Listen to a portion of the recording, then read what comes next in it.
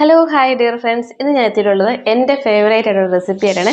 ഒരു lunch box റെസിപ്പിയാണ് മുട്ടച്ചോറ്. അതായത് ഇതിൻ്റെ കൂടെ ഒരുപാട് കറികളൊന്നും വേണ്ട, ഒരു പപ്പടവും നാരങ്ങാച്ചോറുമാണ് എൻ്റെ ഒരു കോമ്പിനേഷൻ. നല്ല ടേസ്റ്റിയാണ്. അപ്പോൾ നിങ്ങൾക്ക് ഒരുപാട് കറികളൊന്നും ഉണ്ടാക്കാൻ സമയമില്ലാത്ത ദിവസങ്ങളിലൊക്കെ ഉണ്ടാക്കിയെടുക്കാൻ പറ്റുന്ന നല്ല റെസിപ്പിയാണ്. അപ്പോൾ ഉണ്ടാക്കി നോക്കണം. റെസിപ്പി ഇഷ്ടമായിട്ടുണ്ടെങ്കിൽ കമൻസിലൂടെ തീർച്ചയായിട്ടും അറിയിക്കണം, ഇഷ്ടമില്ലെങ്കിലും അറിയിക്കണം കേട്ടോ. അപ്പോൾ നമുക്ക് വേഗം തന്നെ റെസിപ്പിയിലേക്ക് പോകാം. Keep on watching guys. വളരെ കുറഞ്ഞ ചേരുവകൾ വെച്ചിട്ട് നല്ല ടേസ്റ്റി ആയിട്ടുള്ള മുട്ടച്ചോറ് നമുക്ക് ഉണ്ടാക്കിയെടുക്കാം. ഒരു പകുതി സവാള എടുത്തിട്ടുണ്ട്. അത് ഇതുപോലെ കുഞ്ഞു കുഞ്ഞായിട്ടൊന്ന് അരിഞ്ഞെടുക്കാം. സവാളയ്ക്ക് പകരം നിങ്ങൾക്ക് ഉള്ളിയും എടുക്കാം, പക്ഷേ ഞാൻ എപ്പോഴും സവാള വെച്ചിട്ട് തന്നെയാണ് ഉണ്ടാക്കിയെടുക്കാറുള്ളത്.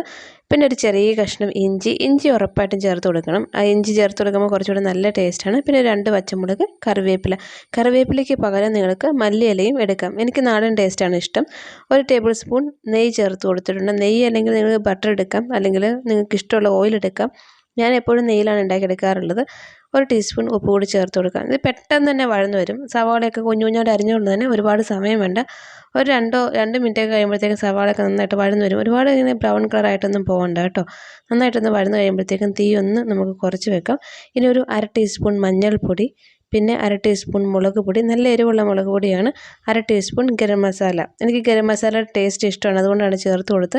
പിന്നെ ഒരു കോഴിമുട്ട. ഇപ്പോൾ എനിക്ക് വേണ്ടി മാത്രമാണ് ഞാൻ ഉണ്ടാക്കിയെടുക്കുന്നത്, അതുകൊണ്ട് ഞാൻ ഒരു മുട്ട മാത്രമേ ചേർത്ത് കൊടുക്കുന്നുള്ളൂ. ഒരു 1/2 ടീസ്പൂൺ കുരുമുളക് പൊടി, ഇച്ചിരി കുരുമുളക് പൊടി ചേർത്തിട്ടുള്ളൂ.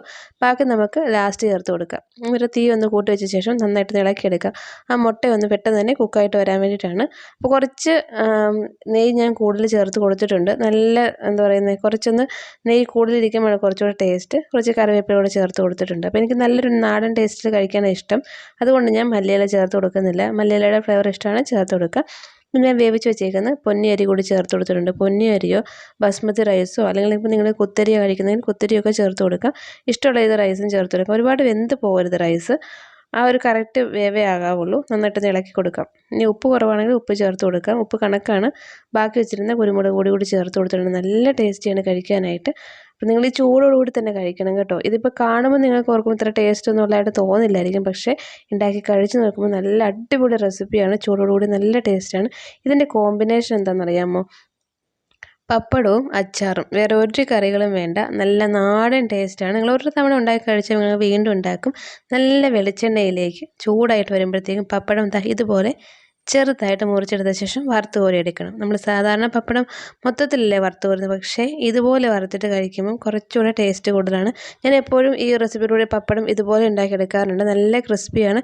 ഇനി പപ്പടത്തിലേക്ക് കുറച്ച് കറിവേപ്പില വേണമെങ്കിൽ അതും ചേർത്ത് കൊടുക്കാം. കറിവേപ്പിലയുടെ ഒരു ഫ്ലേവർ കിട്ടും. അപ്പോൾ നല്ല ചൂടോടുകൂടി ഞാൻ ഈ പപ്പടവും അച്ചാറും കൂട്ടിയിട്ട് കഴിക്കാൻ പോവുകയാണ്. അത് ലഞ്ച് ബോക്സിലേക്ക് കൊടുത്തുവിടാൻ നല്ലതാണ് കുട്ടികൾക്ക്, പക്ഷേ തണുത്ത് പോയാലും ടേസ്റ്റ് നല്ലോണം തന്നെയാണ്. അപ്പോൾ പപ്പടം എടുത്തിട്ടുണ്ട്, പിന്നെ നല്ല നാരങ്ങ അച്ചാറും. ഇത് രണ്ടുമാണ് ഇതിൻ്റെ കോമ്പിനേഷൻ. അപ്പോൾ എല്ലാവരും ഒന്ന് കഴിച്ച് നോക്കണം കേട്ടോ. എന്നിട്ട് നിങ്ങളുടെ അഭിപ്രായം അറിയിക്കണം. വളരെ സിമ്പിളാണ്, വളരെ കുറച്ച് ചേരുവകൾ മാത്രമേ ഉള്ളൂ. എന്തായാലും ചോറ് രാവിലെ വയ്ക്കുമല്ലോ, അത് ഇതുപോലെ ഒന്ന് ഉണ്ടാക്കിയെടുക്കുമ്പം ഒത്തിരി കറികൾ ഉണ്ടാക്കുന്ന സമയമൊന്നും വേണ്ട.